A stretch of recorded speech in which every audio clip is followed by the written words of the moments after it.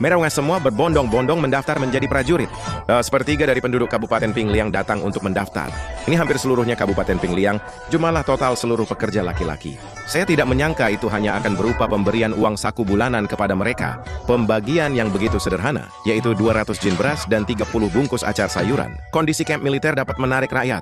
2 bulan setelah begitu banyak orang mendaftar untuk bergabung dengan prajurit, saya sudah memiliki pasukan reguler dan pasukan cadangan yang berjumlah lebih dari 100 atau 200 orang. Kemudian saya memikirkan langkah selanjutnya dari rencana saya. Sekarang kita memiliki tenaga kerja yang cukup. Kita perlu mencari cara untuk menghasilkan uang. Meskipun saat ini aku hanya memiliki 17 tile perak di tanganku, namun persediaan beras dan acar sayuran tidak terbatas. Saya tidak khawatir soal tidak menghasilkan uang. Mengangkut beras ke daerah terdekat, tukarkan beras itu dengan emas dan perak asli. Tugas ini tentu saja harus saya percayakan kepada orang kepercayaan saya, Yang Xiu. Yasu memiliki tugas lain, artinya memimpin sekelompok orang.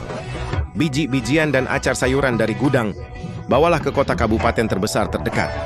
Yang Xiu menggantinya dengan emas dan perak asli. Perjalanan pertama ke Pingyang. Perjalanan bolak-balik antara kota satu dan kota lainnya memakan waktu 7 hari. 10 gerobak berisi biji-bijian dan acar sayuran diubah menjadi perak dan emas.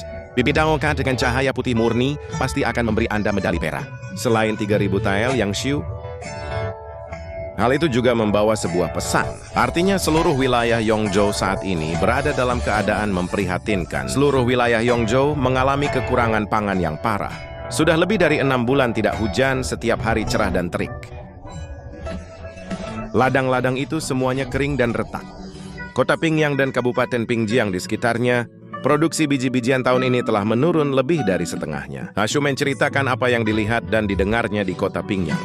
Berikan saya laporan terperinci, Pak. Saat saya berjualan biji-bijian di kota Pingyang, pasokan biji-bijian di kota Pingyang berubah setiap hari. Para pedagang biji-bijian di kota dapat mengubah harga biji-bijian dalam sehari, naiki 3 atau 4 tile. Ini jelas merupakan upaya untuk menghalangi warga biasa di kota ini untuk bertahan hidup. Aku bertanya pada Yang dengan dingin, Xiu, kamu tidak mungkin sengaja menaikkan harga biji-bijian seperti mereka, kan? Yang Xiu tahu bahwa gurunya memiliki hati yang sebaik hati seorang bodhisattva. Dia tentu tidak akan membiarkan dirinya bergaul dengan para pedagang yang tidak bermoral itu. Mereka melakukan hal yang sama untuk menyakiti orang biasa. Lalu dia buru-buru berlutut di depanku. Dan dia segera mulai menjelaskan, Pak. Saya tidak akan pernah berani melakukan apapun yang merendahkan martabat Anda, Tuan. Pemuda itu baru saja membawa truk-truk berisi beras dan acar sayuran ke kota. Ia ditemukan oleh para pedagang biji-bijian di kota Pingyang. Mereka membeli semua barang itu sekaligus. Aku mengumpat Yang Xiu dengan kesal. Yang Xiu, kau sungguh mengecewakan. Kamu bodoh sekali, anjing.